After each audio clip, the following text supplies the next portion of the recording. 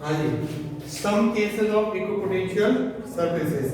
अगर हम किसी पॉजिटिव पॉइंट चार्ज के लिए ड्रॉ करें तो इक्विपोटेंशियल सरफेस कैसे बनेगी। ये इलेक्ट्रिक फील्ड लाइंस हैं, पॉजिटिव के लिए बाहर की तरफ होंगी और ये जो सर्किल बनाए हैं गोल गोल, ये इक्विपोटेंशियल सरफेसेस होंगी जो कि इलेक्ट्रिक फील्ड के क्या होंगी, परपेंडिकुलर।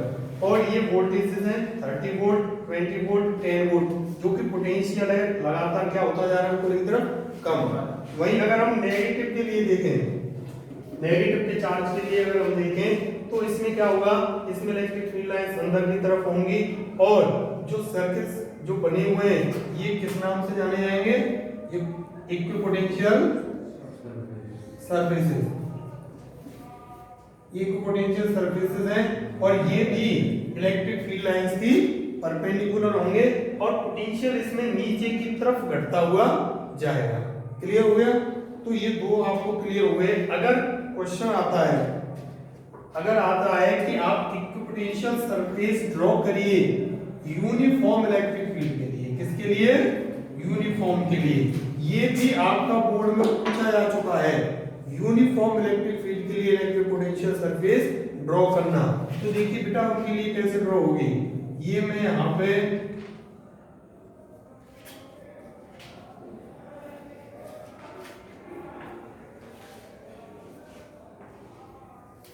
ये मैंने ड्रॉ किए हैं, ठीक है। यहां इधर से मैं इलेक्ट्रिक फील्ड लाइंस ड्रॉ कर रहा हूं,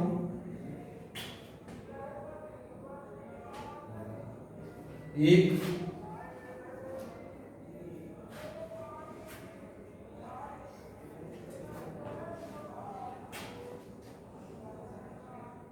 दो,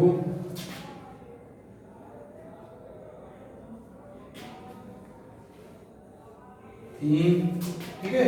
ये कुछ नहीं है, इलेक्ट्रिक फील्ड लाइंस कितनी भी हो सकती हैं, ये लीजिए, ये आर इलेक्ट्रिक फील्ड लाइंस। ये इलेक्ट्रिक फील्ड कैसा है, यूनिफॉर्म, कैसा बेटा, यूनिफॉर्म इलेक्ट्रिक फील्ड है। तो यूनिफॉर्म इलेक्ट्रिक फील्ड के लिए कैसे, मैंने जो ड्रॉ किया है, ये दोनों जो फेसेस हैं ये क्या है, इक्विपोटेंशियल सरफेस है, इक्विपोटेंशियल सरफेसेस। क्लियर है ना, इक्विपोटेंशियल सरफेसेस। तो ये ड्रॉ हो गई किसके लिए, यूनिफॉर्म इलेक्ट्रिक फील्ड के लिए। नेक्स्ट,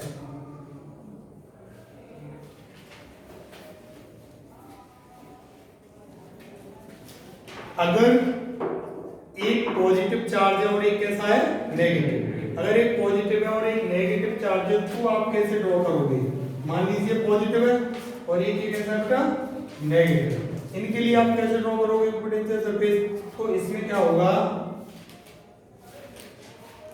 पॉजिटिव से नेगेटिव इलेक्ट्रिक फील्ड लाइंस आती है। यहाँ ये पॉजिटिव से ये नेगेटिव, यहाँ ये पॉजिटिव से नेगेटिव, इस तरीके से ये भी और ये भी, ये ऐसे बाहर की तरफ, ये इस तरीके से बाहर की तरफ,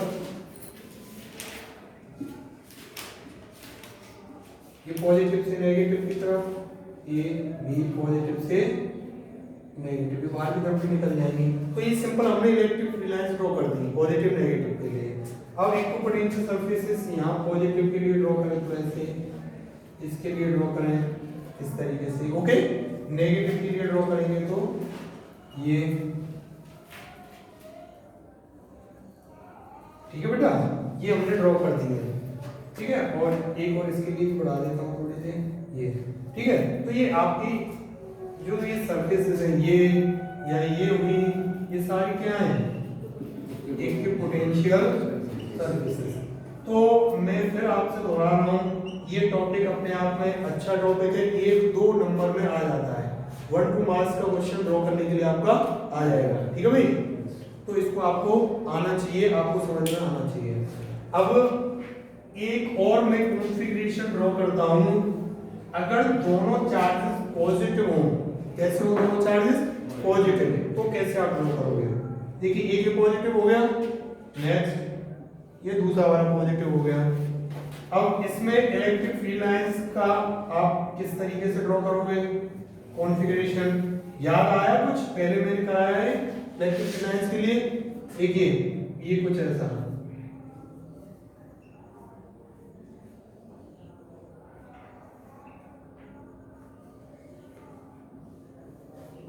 ठीक है भाई, इसके लिए बेटा पॉजिटिव के लिए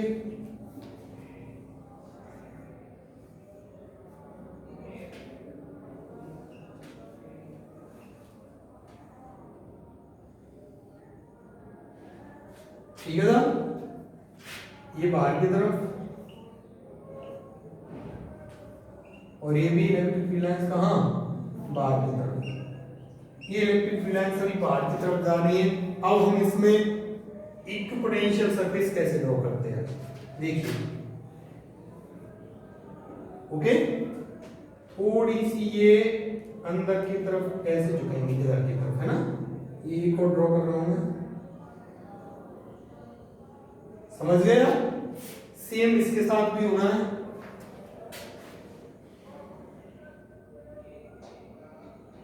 ये अंदर की तरफ एक नहीं, ठीक है भैया। तो ये आप लोगों को भी ये ड्रॉ हो गए। तो ये दोनों जो है थोड़ा सा सर्कल इसका छोटा लग रहा है, लेकिन अगर दोनों बराबर हैं तो इनका बराबर सर्कल बनेगा, जैसे इसका है उतना ही इसके बनेंगे, और ये एक दूसरे को रिपेल करने की कोशिश करेंगे, इसलिए ये थोड़ी सी सरफेसेस एक दूसरे की तरफ आगे की तरफ दिखाई देंगे हमें। ओके, तो ये हमने ड्रॉ कर दिया आपका इक्विपोटेंशियल सरफेस। किसके लिए हो गई है, two positive charges, equal positive charges. तो इक्विपोटेंशियल सरफेस आपका टॉपिक खत्म हो गया। इसकी प्रॉपर्टीज मैं आपको पहले ही बता चुका हूं। अगर हम आगे नेक्स्ट टॉपिक देखें तो वो क्या है, नेक्स्ट टॉपिक है आपका electric potential energy. Electric potential energy बेटा, इलेक्ट्रिक पोटेंशियल और इलेक्ट्रिक पोटेंशियल एनर्जी थोड़ा सा इसमें थोड़ा सा अंतर है।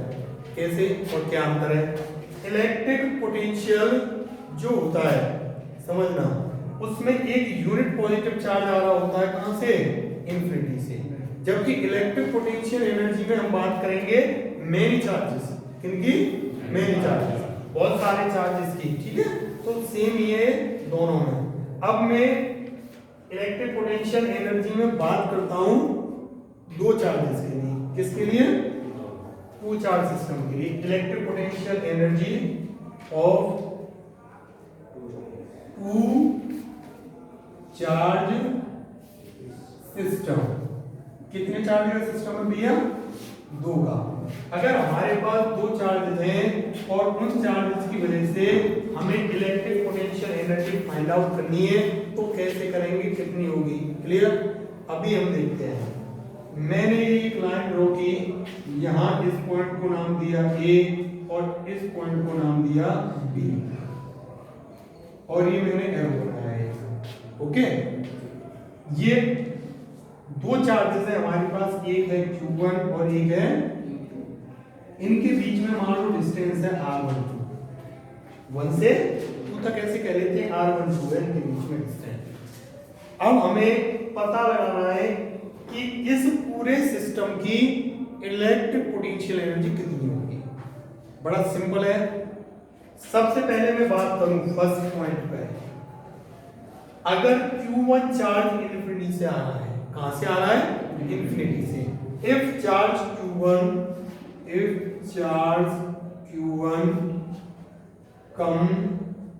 comes from infinity to point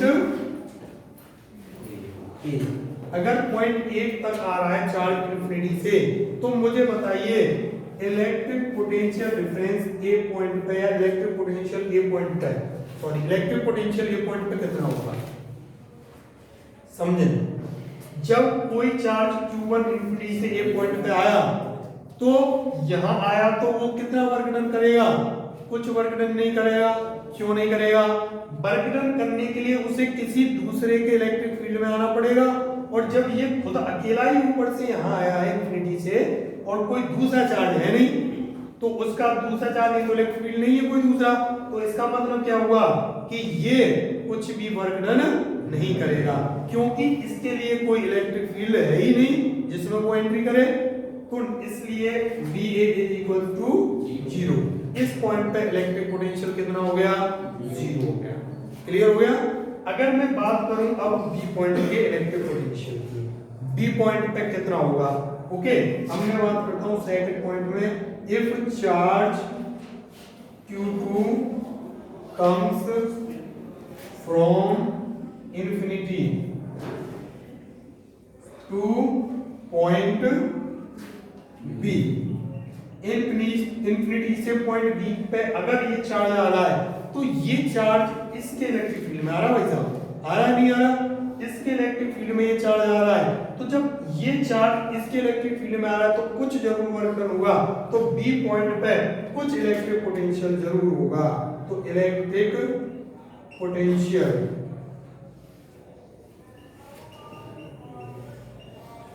eight point B बराबर मान लिया कितना, मान लो बी भी पोटेंशियल है। क्लियर हो गया, हमें ये दो चीज समझ में आ गई। हमें तो पूरे सिस्टम का निकालना है, तो पूरे सिस्टम का निकालना है तो सिंपल सा फॉर्मूला है वर्क डन का, W is equal to V into Q। V बोले तो पोटेंशियल डिफरेंस, तो अगर हमें W निकालना है तो इन दोनों पॉइंटों के बीच का पोटेंशियल डिफरेंस निकालना है और मल्टीप्लाई किसका कर देना है, Q का। करें भैया, साफ कर लें इसे। ये दोनों बातें हो गई, अब हम वर्क डन की बात करते हैं। ठीक है, तो वर्क डन, अगर मैं वर्क डन की बात करूं तो वर्क डन कितना होगा, आप देखिए वर्क डन होगा VB माइनस VA, ये आपका पोटेंशियल डिफरेंस हो गया, VB minus VA into Q2 into Q2। अब ध्यान से देखिए वर्क डन बराबर VB, ये VA है और यहां कितना है, VB है। W बराबर VB की वैल्यू कितनी है, एज इट इज लिख देता हूं, VA की कितनी है 0 और ये क्या लिख दिया Q2।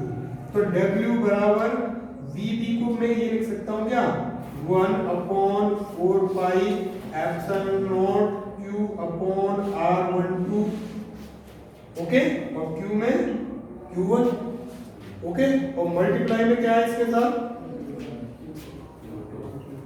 तो भैया W कितना हो गया Q1 इंटू Q2 और 4 पाई एप्सिलॉन नॉट और R12।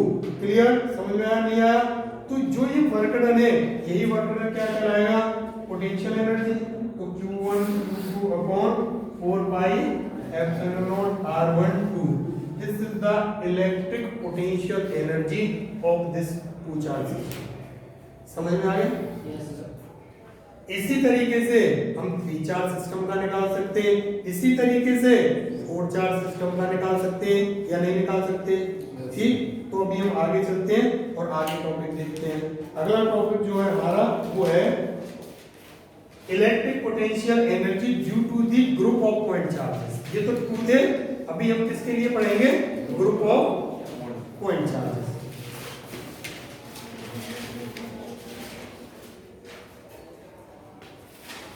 Yes, electric potential energy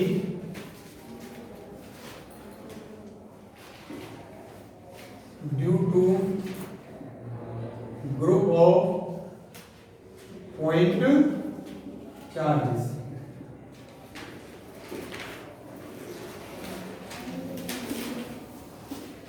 Group of point charges.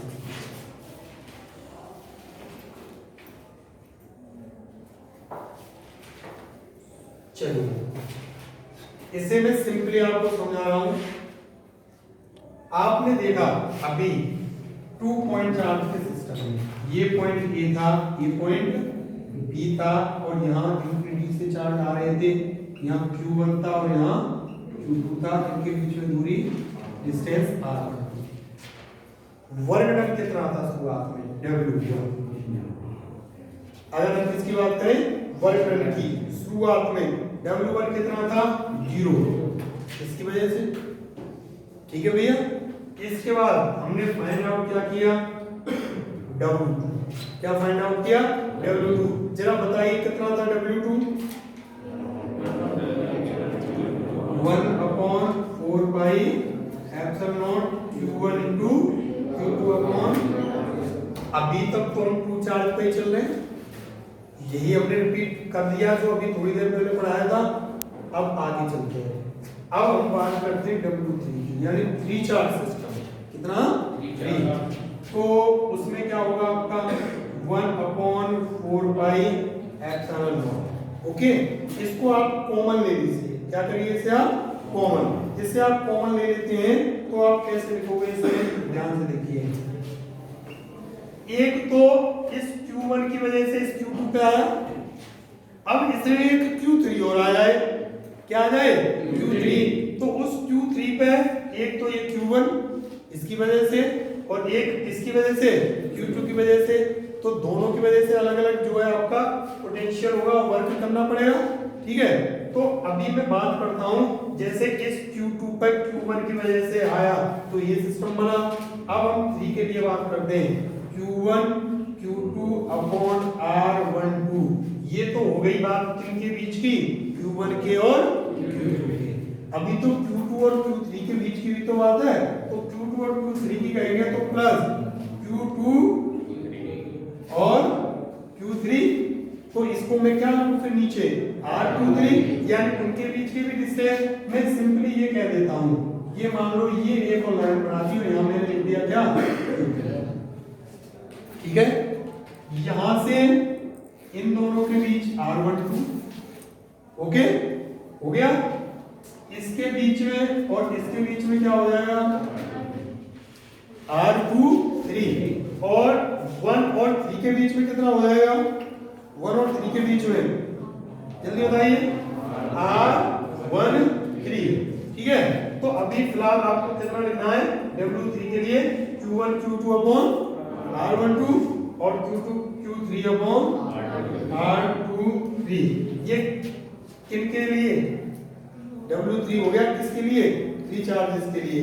अब अगर बात करें W4 की, किसकी बात करें, W4 की, तो कैसे करेंगे, सॉरी यहाँ थोड़ा ये गड़बड़ हुई है भाई, Q3 है और ये R13 है, ओके, क्योंकि हम इसकी बात कर रहे हैं 3 की, और 3 के लिए तो वर्क निकाल रहे हैं, तो पहले 3 पे एक तो 1 की वजह से लगेगा, ओके, और एक किसकी वजह से लगेगा, 2 की वजह से, तो ये R13 हो गया।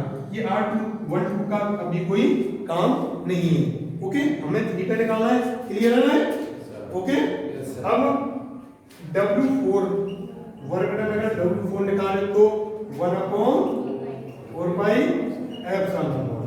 4 पे 1 लगाएगा फोर्स, उसकी वजह से कुछ U1 Q4 upon R14 plus 1 पे, ओके, 4 पे 1 ने लगा दी, 4 पे 2 भी लगाएगा, 4 पे 2 भी लगाएगा, तो हम कैसे लिखेंगे, Q2 Q4 upon R24 plus Q पे 3 भी लगाएगा, तो Q3 4, और यहाँ क्या बनेगा, बात समझ में आ गई, क्या हुआ, ओके ओके ओके, Q4 रह गया है, ठीक है भैया, करेक्ट। अगर ऐसे हम n के लिए चले जाए तो, Wn के लिए चले जाए तो ऐसे बनता चला जाएगा, यानी जितने सारे आपके पास चार्जेस होंगे उतने आपकी ये जो है आगे बढ़ती हुई सीरीज चली जाएगी, क्लियर हो गया।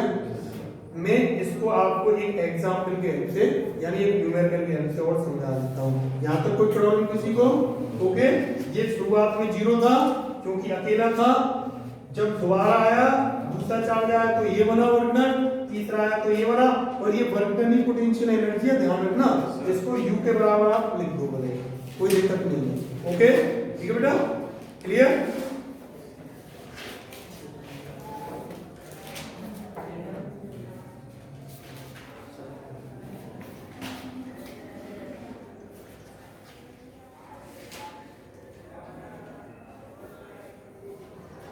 चलिए क्वेश्चन लिखते हैं, न्यूमेरिकल है इसमें, उसके नेक्स्ट अगले लेक्चर में बताते हैं, अभी आज फिलहाल ये छोड़ देते हैं, ओके। इस पर न्यूमेरिकल्स कराएंगे, ट्रायंगल का न्यूमेरिकल करा देंगे, बोर्ड में पूछा जाता है, ट्रायंगल के वर्टिसेस पे चार्ज रख के और पूछा जाएगा क्या होगा, और आपका रेक्टेंगल पे भी पूछा जाएगा, वहां भी तो उसे भी मैं करा दूंगा। ओके।